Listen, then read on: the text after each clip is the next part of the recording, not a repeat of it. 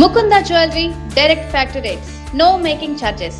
ఏపీలో కూటమి ప్రభుత్వం మరో ఎన్నికల హామీ అమలుకు సిద్ధమైంది. 2 ఏళ్ల పాలన పూర్తి చేసుకుంటున్న వేళ మరో హామీ అమలు దిశగా కసరత్తు చేస్తోంది. అందులో భాగంగా ఆర్థికంగా భారం నిర్వహణపైన పూర్తి సమాచారం సేకరించి కూటమి అధికారంలోకి వస్తే బీసీ, ఎస్సీ, ఎస్టీ వర్గాలకు 50 ఏళ్లు నిండిన వారికి పెన్షన్లు అందిస్తామని హామీ ఇచ్చింది. ఇప్పుడు ఈ హామీ అమలు దిశగా నిర్ణయం తీసుకుంది. వచ్చే కేబినెట్ భేటీలో అధికారికంగా ఆమోదముద్ర వేసేందుకు రంగం సిద్ధమైంది.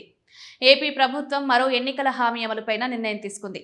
కొత్తగా 15 లక్షల పింఛన్లను మంజూరు చేయాలని ప్రభుత్వం నిర్ణయించింది.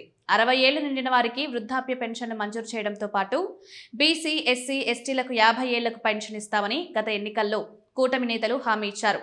ఇప్పుడు ఆ హామీ అమలుపై తుది కసరత్తు జరుగుతోంది. ఇప్పటికే రాష్ట్రంలో 62.47 లక్షల మంది సుమారు 28 రకాల పెన్షన్లు అందుకుంటున్నారు. కొత్తగా చేరే లబ్ధిదారులతో కలిపి ఈ సంఖ్య 77 లక్షలకు చేరనుంది. కూటమి ప్రభుత్వంలో ప్రతి నెల 2720.67 కోట్ల పెన్షన్ల కోసం కేటాయిస్తున్నారు. ప్రతి నెల ఇకపై అదనంగా 700 కోట్లు వ్యయమవుతుందని అంచనా. దీనివల్ల ఏటా అదనంగా 8400 కోట్ల అదనపు భారం పడనుంది. ఏటా ఎన్టీఆర్ భరోసా కోసం రాష్ట్ర ప్రభుత్వం 41,000 కోట్ల నిధులు వెచ్చిస్తోంది. వృద్ధులు, దివ్యాంగులు, వితంతువులు తదితరులు ఇంత భారీ బడ్జెట్లో కేటాయించడం దేశంలోని రికార్డు పేర్కొంటున్నారు.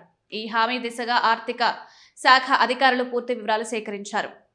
కూటమి ప్రభుత్వం ఏర్పాటు తర్వాత నెలకు 4,000 పెన్షన్ పంపిణీ చేస్తున్నారు. వాలంటీర్ల స్థానంలో సచివాలయ సిబ్బందితో ఈ పెన్షన్లను అందిస్తున్నారు. ఇప్పుడు ఎన్నికల హామీల అమల్లో భాగంగా బీసీ, ఎస్సీ, ఎస్టీ వర్గాల్లో 50 ఏళ్లు నిండిన వారికి పెన్షన్లు మంజూరు చేయనున్నారు. 60 ఏళ్లు నిండిన వారికి కొత్తగా పెన్షన్లు ఇవ్వాలని భావిస్తున్నారు. దీంతో మొత్తంగా 15 లక్షల వరకు లబ్ధి పొందే అవకాశం ఉందని ప్రభుత్వం అంచనా వేస్తోంది.